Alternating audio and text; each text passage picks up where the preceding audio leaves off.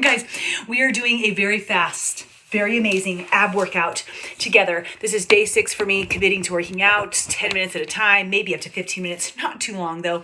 And I'm going to listen to love languages at the same time because it's Valentine's Day when I'm recording this. So if you guys want to learn about love languages, listen. I do not own the rights to this. This is Dr. Gary Chapman on the 5 love languages, and his voice isn't like great. So it's like kind of boring. Or play your own music, but regardless, just like look over to the video and follow along. We're hiding in my daughter's room because Witten doesn't want to put on his pajamas, and that's not appropriate. So anyways, here we go. You guys ready? We're going to do it. And like I said, his voice is not like, I mean, it's great, but this isn't like supposed to be like super entertaining. So there you go. Okay, so just follow because I know what we're doing. Okay, legs up in the air, fingers crossed, starting with just crunches up and down. Acts of service, doing something for the other person that you know they would like for you to do. Quality time, giving them your undivided attention. I don't mean sitting on the couch watching television together. Someone else has your attention, but you're looking at each other, or you're taking a walk together and spending time talking to each other. And then physical touch. And out of those 5, the basic concept is that side each to side of us now. has a primary love language. That's the one that speaks most deeply to us. And if you don't speak their primary love language, you can be speaking some of the other languages, and they still will not feel loved. So it's designed to help couples or any individuals really that care about each other to express love in the most meaningful way to the other person. How did you come to this discovery? I discovered the 5 love languages out of my counseling. They would sit in my office, and one of them would say, I just feel like he doesn't love me, or she doesn't love me. And the other person would say, I don't understand that. I do this and this and this. Why would you not feel loved? And I knew people were sincere, but they were missing each other. In their mind, they were expressing love in a meaningful way, but it wasn't connecting with the other person. So I heard this over and over in my counseling office. So, I don't know, several years into my counseling, I thought, there's got to be a pattern to what I'm hearing. Toes up in the air, So I sat down hand underneath your butt, pop your several toes to the years sky, of and down. notes that I had made when I was counseling, and asked myself, when someone sat in my office and said, I feel like my spouse doesn't love me, what did they want? What were they complaining about? And their answers fell into 5 categories. And I later called them the 5 love languages. So I started using that in my counseling. If you want her to feel love, you've got to speak love in her language. If you want him to feel love, hands out to the side, legs bent, legs drop side to side. Discover each other's language and challenge them to go home and try it. And sometimes they'd come back in 3 weeks and say, Gary, this is changing everything. Whole climate's different now. And then I started using it in small groups. And the same thing would happen. And probably 5 years later, I thought, if I could put this concept in a book, write it in the language of the common person, maybe I could help a lot of couples. I would never have time to see my office.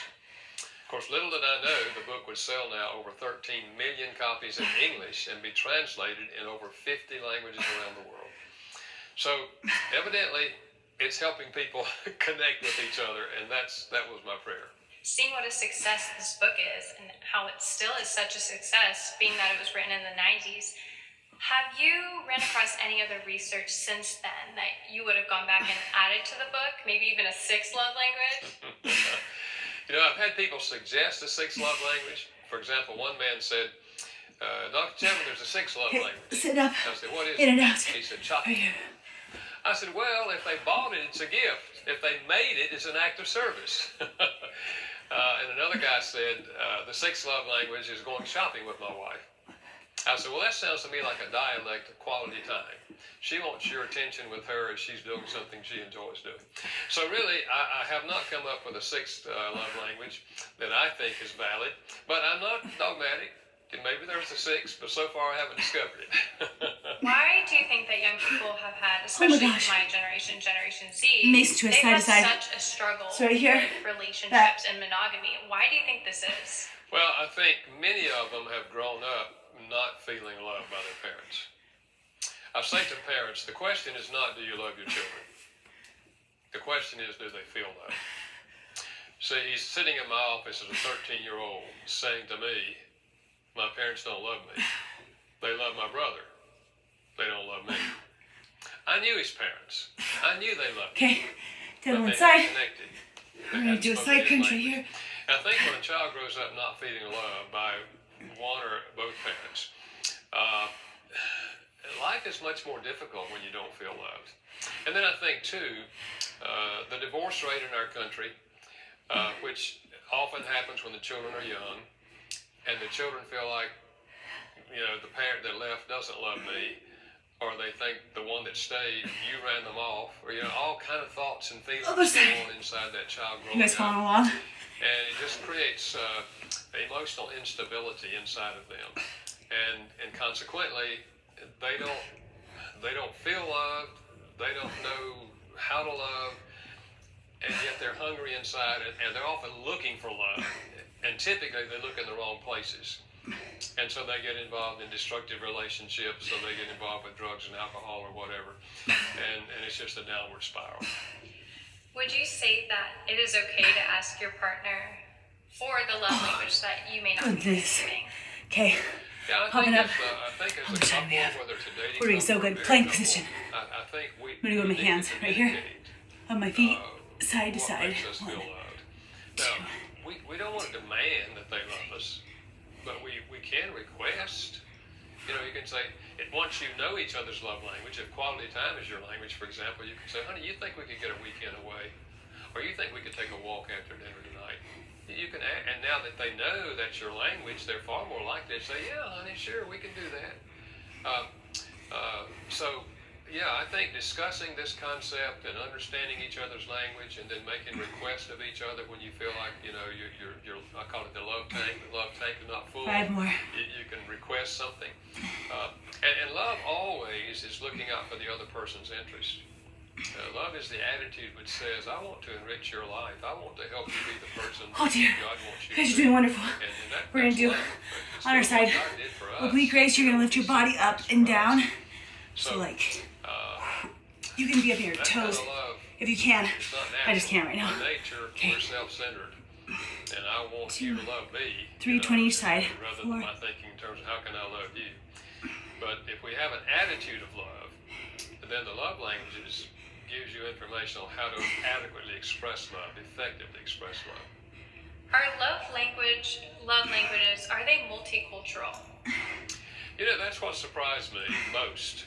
Because my academic 20 background side. is anthropology, cultural anthropology, study of cultures. Down. I did an undergrad and a master's degree in cultural anthropology. And so when the Spanish publisher came, they were the first to want to get the rights to publish it in Spanish. And I said to my publisher, I don't know, does this work in Spanish? And they said, well, they've read the book and they want to publish it. And I said, well, let them publish it. And it became their bestseller. And then came the German, the French, and over, as I said, over 50 languages. Okay, So back down to our backs. apparently, We it are. does transcend cultural barriers. Now, Oh, we're gonna I send think maybe the way the languages are hands underneath your butt, expressed feet down certainly low, will be kick right here. impacted by the culture. But these languages seem to be rather fundamental to human nature. Tell us what it would look like a couple that had a full love tank versus an empty. I'm And using rock the metaphor right here. of a rock. gasoline tank in a car. If there's no gasoline in the tank, the car's not going anywhere. If it's full, you can drive a long ways. If it's got a fourth of a tank, you can drive a shorter distance. And so I'm using that to say that everyone has an emotional love tank. And if the love tank is full, the relationship flourishes. If the love tank is empty, the relationship is really 20 sit-ups and we're done. And so what we want to do is keep the love tank full. So I sometimes suggest to Who couples is who know the it? concept and who know each other's language. You have to eat your jammies if you want to come in, buddy. Say to the other person, on a scale You of can't come in 0 without your jammies. how full is your love tank? Go grab your jams. They say anything less than 10, you say, what can I do to help fill it? They give you an idea. Now you know. My hands are so tired. It's just kind of a fun way of keeping this on the front burner in a relationship. I'm going to use that. That's a good one. So, for the long distance couples out there, how do you portray quality time and physical touch? Good question. We deal with that in a version of 20. called the five Okay. languages, guys, look up your own love languages. Oh, that was 10 minutes on the dot. YouTube, I think you'll find it much better than this, and it's great information to know. Happy Valentine's Day. Thanks for working out with me. If you did work out, go ahead and comment below. Again, I'm just doing this for myself to make sure that I keep going, and also to remind you guys, you don't need a gym membership, you don't need the perfect outfit, you don't need the perfect setting, you don't need the perfect shoes. Those are all just excuses that we make, like I've been making lately with my son's diagnosis of cancer. You just need a few minutes to baby step things in. So I'm doing 10 to 15 minutes at a time with you guys if you want. Bye.